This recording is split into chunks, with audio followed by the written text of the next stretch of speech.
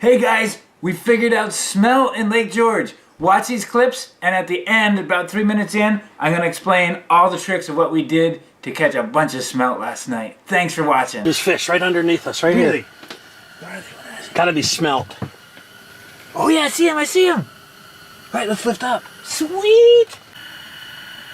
The hydro glow. Look, there they are. That was neat. See them feed. The hydro glow has drawn in all those little plankton, and we're watching them just go nuts, feeding on those plankton.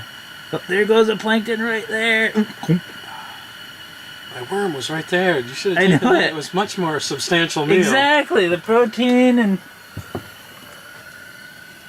it's amazing. No shortage. There's like 100 of them on the screen right now. Yeah. Oh, that was biting. I was watching him eat, and I was like, wait a minute, he's eating your worm. Yeah, no, he didn't have. I thought he was going for the little fly. It was for this. It was the lower thing.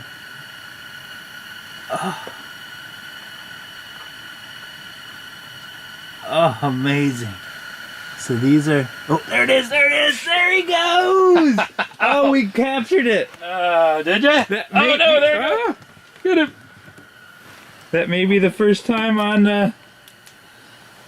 film? On film, Lake George smelt caught in the action. Holy mackerel, nice. Man, he devoured that thing. Which one did he take? The fly. The fly. So we made a little fly rig. Look at that. We put a little piece of worm on, and we have Lake George smelt. Oh, I watched him. He just like nailed it. And I just pulled up on it when I saw him hit it. Oh, look at him right in the hole. I know, that's crazy. Where am I now? There we go. And that thing is literally... Look at him. There was a little piece of worm on that fly, right? Yeah. Yeah. Those guys are not... Oh, there you got hit. Or no, I'm sorry, you ran... the wrong one. He ran into it. That one bit. Oh, did I hit you? No, you're good, you're good. Sorry. Oh, we're onto him. Yep. Oh, this is awesome. And their venison is reached. Got a smelt feeding frenzy. Got him another one. Oh, yeah. Woo. This is insane. Man, they are voracious. I mean, they just nail that thing. Well, they got teeth like a barracuda. Oh, yeah. They're the meanest minnow on earth. So it's 8 o'clock at night. Here's the shantoon. Don's in there jigging away. But look, it looks like aliens have landed underneath their shantoon. That's that hydro glow. And it's just hooked into a Vexlar battery. And it's drawing, I mean, I don't know.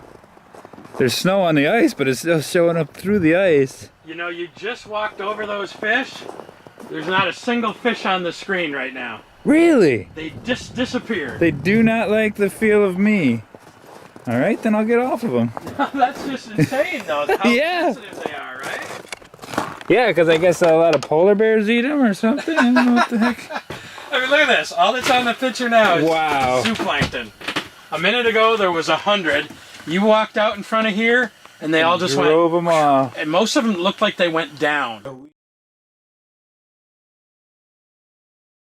We learned a lot that evening. Certainly there at the end, we learned that if you step on that ice, you can spook those fish down quite a bit. We were elevated. That seemed to keep them around.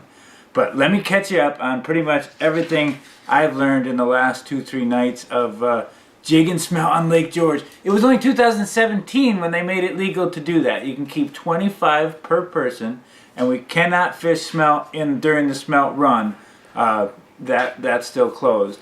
But this seems like a really neat opportunity out on the ice. I'm going to run you through the gear we were using. It certainly seemed to work. I got this. It's called the Illuma C 18 watt. 18 watt and lumen in the green color. That was that underwater light, and that made a huge difference. This is like the baby version. They make the saltwater version to make them bigger. But that thing lit up the world. It was amazing. I hooked it up to a Vexlar battery. There's going to be links in the description below. There'll be links to all these things that we were using. So it has a 20-foot wire on it. I just clipped the alligator clips onto that battery, and and I don't know how long it would last, but we used it for about 4 hours, and it's crazy bright. I recharged that with the Garmin battery charger. I lowered it the first 20 feet down, and it wasn't as good as, then I brought it all the way up to the surface. That wasn't good. Like 10 feet down seemed to be perfect. It was backlighting them, and I think there was a lot of reflection going off the underside of that ice, and boy, it drew them in like crazy and got them up at the surface. You definitely want them up high because they're so hard to get on the hook and keep on the hook. So the next part, once you've got them drawn in and you've got a hole, I would probably recommend, we were using a 5-inch hole, I would use the biggest hole you can. It's going to allow you to move around a little bit more and slide in and out of the hole a little bit easier. You got your hole established, you got fish going on like crazy. The way we finally figured out to hooking them was using a perch fly rig. This is, of course, now a smelt fly rig since we used it on smelt. But this is what we've been doing this for like 15 years. This is what we hand tie these. I sit on the couch, tie these up. My friends do. We sell zillions of these for perch fishing. It's a fluorocarbon leader with a size 12 fly hook on a little short 1-inch lead line, dropper line to it. So we lowered that, as you could see, and just kind of bounced it around, maybe 10 inches underneath the ice. And like there was zillions going by. About 1 out of 50 would just attack it. The bite was light enough. A spring bobber would have moved, but most of what we did was visual. And it helped to have, I got a glow perch chain jig. That's on our website too. I had that on the bottom, and it has a glow strip on, so that would actually charge up. And I had this crazy hot flashlight that that'll zip it pretty fast. So there was a little bit of glow, extra glow there, and worked that down there. So then I actually asked a few people that were watching my last YouTube video. I said, "What do you use for smelt bait?" I used this Jigging Smelt back in Lake Champlain. Back in the 90s or so. It was the biggest deal. Everybody was out there with big smelt shanties and whole towns of it.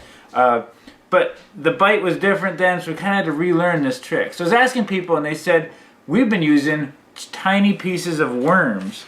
I haven't bought night crawlers in the winter for a long time, but there's a couple times, actually rainbow trout sometimes will take a worm over a minnow just because they're lazy in the winter.